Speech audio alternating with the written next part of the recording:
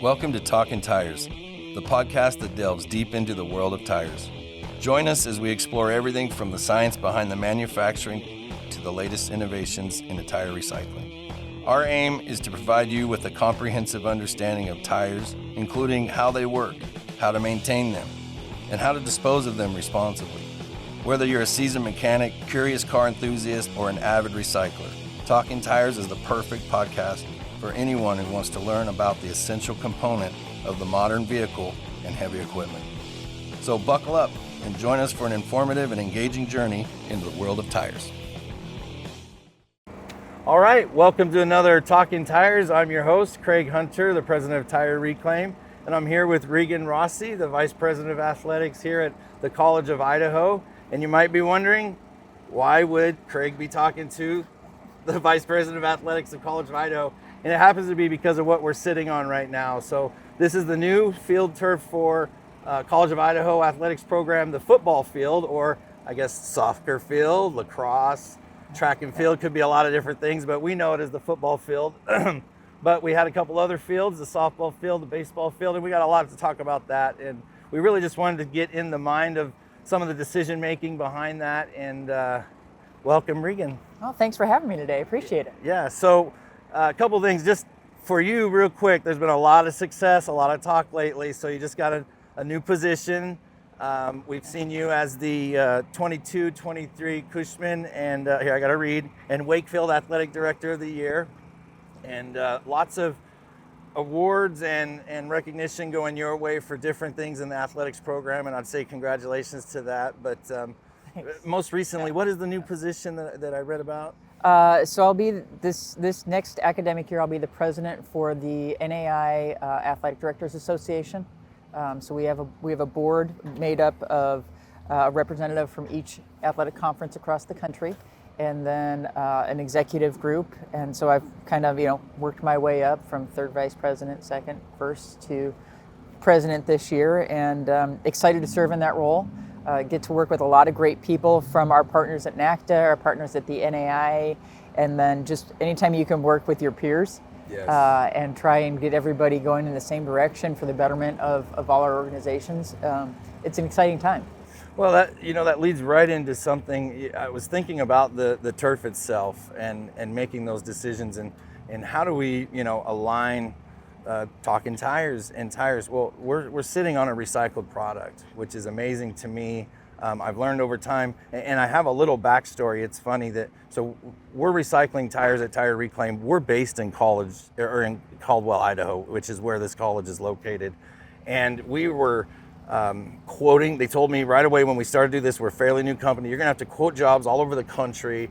I was sending out quotes for the crumb rubber recycled product to ship to Georgia, to ship to Sparks, Nevada, to Butte, Montana. And then I get one that's Caldwell, Idaho. And I thought, what a fit. This is right in our backyard. So we've got to go out and talk about this. We got to know what came into that decision making. So sustainability for us is very important. Education program. Is there anything that you can tell me when you were making this decision, when they were coming to you? What were some of the things that they were talking about? I'm sure, athlete health, things like that, right? Yeah, so as you know, the shelf life of turf is 10 to 12 years about. And I think anytime you've got a field that is, as you mentioned earlier, is used by our men's soccer, our women's soccer, our lacrosse programs, in the winter we'll get softball out here, you'll get track and field out here. And so it's a high use property. And I think, you've got to pay attention to how you maintain it, and eventually you just have to replace it. And so for us, trying to life cycle plan a little bit can be challenging at small private schools. Funding's always going to be a challenge. So one of the things we talked about is how do we get the most bang for our buck, right? And so we applied for a grant. So that came through. That was really important to work with this grant company, and then worked with the mayor and city council. This property is actually owned by the city, so we lease it, as is Wolf Field, our baseball facility. And so to be able to work with them to make the improvements that we know are necessary and need to happen, you can't put a price tag on that kind of partnership. And then to find out, you and I had talked, as we talked about a year ago. Yeah. And then we'd worked with this grant company and kind of talked about like, we'd love to use this. And they said, well, we use our partners. And then to come to find out you are the partner. Yeah. So that was great. Anytime we can do things local is a big deal for us. This community is a special community. They support us. I mean, you've been to football games. There's no better crowd in the NAI than what College of Idaho gets for our football games, for our basketball games. This partnership with this community, we couldn't do it without them. And so to know that we got to use a grant company from the Pacific Northwest, use local reclaimed rubber, talking about sustainability, talking about recycling, I think all those pieces just make this really an unbelievable project to be able to watch from beginning to end, working with our partners at Lure Construction. So just getting it all together and keeping it local, that's a big deal for us. Yeah, I couldn't agree more. And it was interesting because you say local community. My son is on the team, so yes, I'm at every game. Yeah, he's okay, I guess. Yeah, huh? Peyton. Yeah, we'll keep him around, I suppose. His senior year this year, we're excited. You know, we've been here watching and building up to this. I'm like, son, you're getting a new turf. You know, and I've been saying it for a year, right? And he's like, yeah, okay, Dad. You know, I'm just the Charlie Brown sound in the background, wah, wah, wah. But I really think that they're gonna notice a difference. There seems to be a springier bounce to the step, and that can't be a bad thing in athletics. No, it's fantastic. We've had some guys out here already, and every time I see them, they're very appreciative, very grateful for the investment that the college and the city have made into this facility. You know, obviously they love it. They're like, man, it is springy. It's so nice, and it's soft, and we get to cut and we get to move. And when we fall, we don't feel like we're hitting hard, and so for safety's sake, that's always a big deal. You always hear a lot about whether or not you should be doing turf or grass or whatever. Right. And we just feel like, again, with the high use of this facility, turf is where we need to be. We don't have the manpower to turn over a grass field every week, and if you end up with a mud ball, right, you can't. We can't get that. So again, back. community. So my wife went to high school here. Okay. She was in drill team band, and she says, all I know is that when it rained out there, it was muddy and terrible. Of course, I'm not going to date her and say what year that was. Yeah, I'd probably save myself there. Yeah. But it was turf when we got here, but that turf was obviously 10 years old, so it was pretty rough from what we could see. Right. So it's exciting to have this ability. It makes the team faster. It makes the team, if it gives you a little bit of edge. But I do know, I think this is now every field in the NAIA, or at least in your division, will be turf. Is that fair? Yes, I think Carroll College finished their field this year. This year, yep. Montana Tech is returfing this year, up in Butte, as you mentioned. Montana Western is moving to turf, and Montana State Northern moved to turf, I think, 2 years ago. Okay. And so I think for the Frontier Conference, we are all turf fields now. Was that part? Did you just kind of assume, like, well, I should probably just go that way, or did? You know, when we first started looking at it, again, we talked about how are we going to use this, and to use it year round, and to know that you're going to do spring ball out here, and you're going to have lacrosse out here in the spring, and weather in the north can be challenging, but the turf makes it so we can move snow off this when we need to move snow.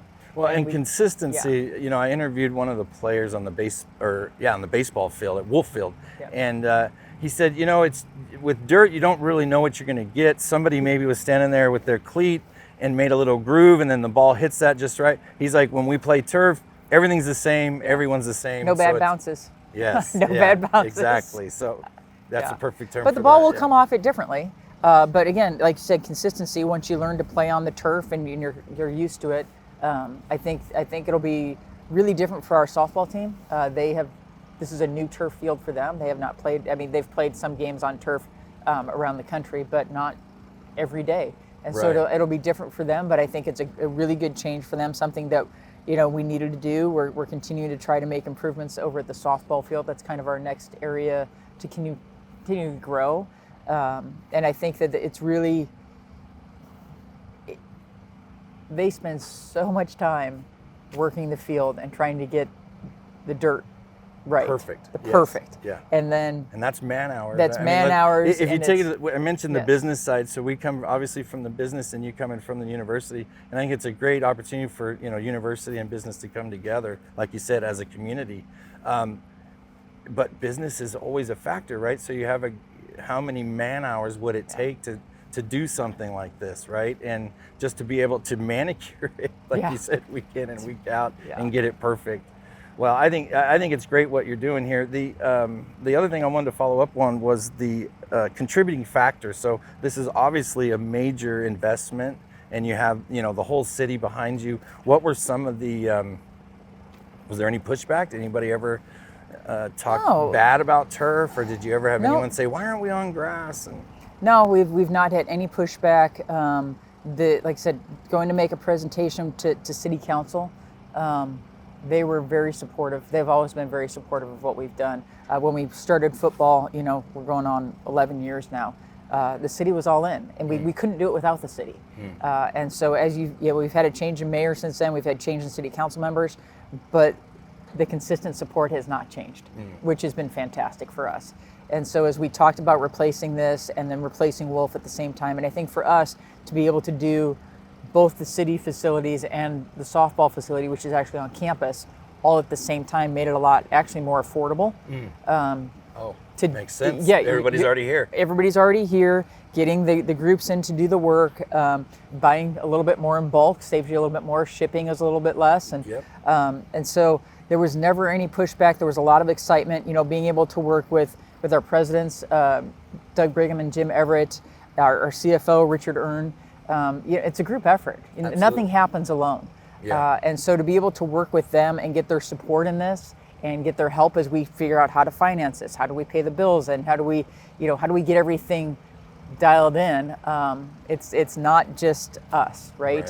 I've got the coaches who were helping out. Over at baseball, the baseball coaches, they're always involved, and so they were there. Softball, Al Mendiola, Austin Bastarachia, our associate AD, he's really been running point on this a lot, and so it's just Timing. it's team and it's helping team. And I noticed Austin helping with timing a lot. Yes. Because to have these 3 facilities and to get in and still have the events, we had the Special Olympics events that pushed us back in one spot. Yep. And then, there's a few different things that happened, and I'll, attribute to Austin to keep things moving. It seemed like it flowed pretty good. Yeah, he did a great job with that. I think there's nobody happier that it's done than him. Yes, I could see that. But there are a lot of moving parts, and anytime you're dealing with construction and contractors, and the group we were working with got delayed on a job in California, as you mentioned, so that delayed the start here a couple weeks. So then we had to shift to baseball really quick because we had the Sawtooth Sockeyes starting, and so the timing was what it was. We're done. But we're done, Here we and are. everything's ready to go for the year, and we're really excited. And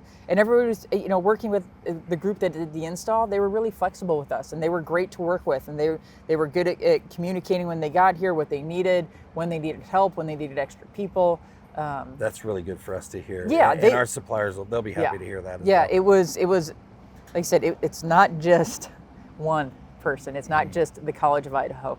It is working with you. It's working with the installers. It's working with, the guys kind of on the backside of the grant, right? Working with the city. So anytime you can build that good, solid team around you, things like this happen, and people come to me and thank me. I didn't do anything, right? I helped facilitate. Right. I did a couple I get that too. presentations. Yep. But at the end of the day, there's a lot of people that need to be thanked for this, and a lot of people that supported this. And when we fill these stands, you're going to see it. You're going to see the people who are appreciative of what we do in terms of our student athletes and what we do as an institution, what we do in the community. And so to be able to do all that really it makes the College of Idaho a special place. Well, and I'm sure you're very proud of your student athletes with the amount of success. I mean, you could touch on it. There's no way I could remember all of them, but we've got some championships to note, right? So you had basketball again. Men's basketball won a year ago. Women's cross country won this last year. Yep. We've had some individual champions in track. Ellie Tinglestead, actually yesterday, Women's Cross Country Academic Athlete of the Year. Fantastic. It's unbelievable what our student athletes do. So it makes it easy for you to put in the hours Absolutely. to do the thing when they're out there holding up their end of the deal as well, right? Somebody asked me last night, how did you get into athletic administration? I said, kind of talked about my path and everything. I said, but, and then he asked, well, how long are you going to keep doing it? I said, as long as I can continue to put our coaches and our teams in a position to be successful in everything that we do, from academics to athletics to community service to, leadership. As long as I can continue to do that, man, we've got a really good thing going here. And I think that's what shows with our coaches and our student athletes. Like, we can do this for a long time. This is a sustainable model. That's a good answer. And we were talking about it the other day. Over the last 5 years, we've had over 1,000 academic awards for our student athletes. Wow. And that's really, that's where the rubber meets the road, for lack of a better term. The rubber meets the turf. Right? I'll save that one. There you go. Yeah. But when we did the first visit with my son, and they told me, I don't want to quote it wrong, but I want to say like a 93% job placement, right? Yeah. The academic side of things is really the foundation of the school, and that too is stellar and above board, right? Everything has just been phenomenal from athletics and from the academic side of the College of Idaho, from my experience as a dad, helping pay for it. And we love to hear that from parents. Yeah. Every time we meet with recruits, we kind of talk about, being a part of their kid's journey, right? And to even be considered is a big deal. And then for 4 years, these are such formative times of the student athlete's life. They get to decide what mom and dad have taught them at home, what we're teaching them here at the college, what our coaches and our teams are teaching them, and they're really forming who they're going to be for the rest of their life. And we get to be a special part of that, and that's a big deal for us to be, 1, considered, 2, when they choose us, and 3, when they finish and they walk across that stage at graduation. We all have a little smile on our face because we know that we were a big part of that. I asked the why question every podcast of my guests. It's why do you swing your legs out of bed in the morning? I think you kind of just answered it, right? The last 30 seconds or so, you're talking about your why. Is that fair to say? Absolutely. It's, again, if we can continue, I very much believe in servant leadership. If we can continue to serve, and we can continue to serve our coaches, our students, our college, our community, then we're doing the right thing. If we veer off of that, then the model doesn't work. We've built this on finding student athletes that fit the institution and fit our programs. We'll have students that don't fit, and we said, well, this is could be a difference maker on the field, on the court, in the pool, on the track, but if they don't fit the institution, then it's not right for them and it's not right for us. And so I think it's very fair and very almost more kind to say, hey, this is probably not it for you. But when it is it, man, there's no better feeling. I always tell students, I want you to have that feeling of this is home. I want it to be home for the next 4 years, because that's important to us, that you feel that family, you feel that connection, because things get hard. I challenge them to grow in the uncomfortable. I tell recruits all the time, like, tell the parents, they're going to call, they're not going to like us. Your job is to love them, listen, and kick them back to us, because this is where they grow. And that's an exciting time to be a part of their lives. That's good to hear. I like to hear that from a parent's perspective. I like to hear that as well. All right, so future plans. I'm sure you guys are ready to take some time to yourselves. But I've heard my wife, of course, she says, are they going to get big stands that wrap all the way around like BSU? I said, honey, I think it took an act of God to get what we've got. So let's be patient. But I'm sure you have some future plans. You have something coming down the pipe. We do have future plans. We just wrapped up, obviously, the 3 turf projects. We redid the gym floor this year. That's new right. wood, new bleachers that are actually going in as we speak. We're going to start resurfacing the pool starting tomorrow. So we've had a lot of big projects. We put in 4 beach volleyball courts this last fall. So we've had a lot of projects this year. Very fortunate that the college has been supportive of us kind of pushing all these things forward. Didn't want to do them all at the same time, but sometimes time is unavoidable, right? As for this particular facility, working with the mayor, we've got some thoughts and plans of what we would like to see. So on this side, we would love to have kind of a locker room, meeting room area that could house the officials, give us a little bit more storage. And I think when we talk about that, we also have to talk about the rodeo and the fair, because we partner with them on a lot of things too. We share facilities. Obviously, on this side down here, we've got the beer garden in the rodeo grounds. Right, yeah. Well, the rodeo guys could probably utilize a locker room. I mean, Yes. just the same. So yes, that's what you're talking about. Just the kinda rodeo and the utilizing fair both. would love to have something over there where they could have access to showers. And so it's a facility that all three of us would like, and I think the city would like it. The city's been hosting, like this year, they're going to host the Colorado Valley View game again. That's a huge deal for this community to get that game back at Simplot Stadium. That's cool.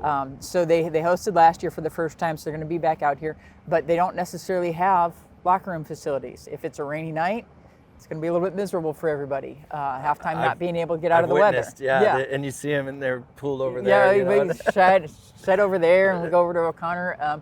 So working on that would be kind of our next project for over here. That's going to be a couple $1 million investment. Yeah, a couple $1 million investment from probably us and the partners, and so we'll just kind of see how that plays out. Is that also maybe something you'll be looking for grants or will there be maybe bonds or anything like that? We won't bond that out, but I think that's something that we do have, we pay into an account, as does the city, towards this property, so we can continue to make improvements. So I think that's something we'll look at together. Obviously visit with city council and decide, is this a priority for the city? It's a priority for me, but I can't do it alone. I don't really own the property. I get it. And so, what would that do for the rodeo? Would they be willing to invest in that? What does that do for the fair? Would they be willing to, so just starting those conversations right now.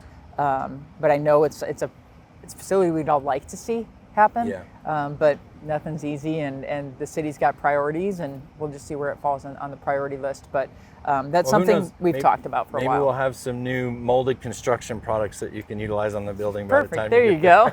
I love it. Well, I sure appreciate you coming on. Is there anything else you wanted to talk about while you're on the podcast with a tire guy? No, I mean, I'm sure I got a couple tires that are probably in here, I would guess. Yes. So that's one thing that, I wanted to ask you about. Like when we first talked, I was trying to tell you what we did, and it's really hard to explain to someone that doesn't understand that the infill comes from tires being shredded, and that 25% of your tire is steel. A lot of people don't realize that. Right. So it's a major facility that's, like I said, only a couple miles from just here. down the road now. But it's shredding with, giant raspers and cracker mill that's taking that tire down to this fine of a product, and we're going to get some shots of it here in a minute, and we'll have it on the podcast. But now knowing that these tires may have come from, if you get your tires at Costco or, even Les Schwab or Commercial Tire, any of those tires, we went and picked them up. We've recycled those and we've made this product. So now knowing that, how does that make you feel? Well, it gets back to community. I mean, at the end of the day, we're going to have people sitting in these stands whose tires are literally on our field, right? Yep. And so to know that you're getting it locally, right? You're getting it locally. They continue to invest in us in ways they don't even know that they're doing, right? If we can continue to do that, continue our partnership, which I think we're going to have a long-lasting partnership now. I agree. That this is going to be fantastic for the community, for our student athletes, like I said, and for our fans to know that they are in some way giving back. That's pretty special. That is special. Well, I look forward to being under the lights for the first game, right? Yep, excited about that. Yeah, we get to see those colors pop under the lights for the first game. I think first two games are under the lights. Also, this heat won't be such a factor under the lights. So Man, I hope not. It's going to be fun. So thanks for being on. Oh, thanks for having me. I appreciate it. And appreciate putting the turf down. No, thank you.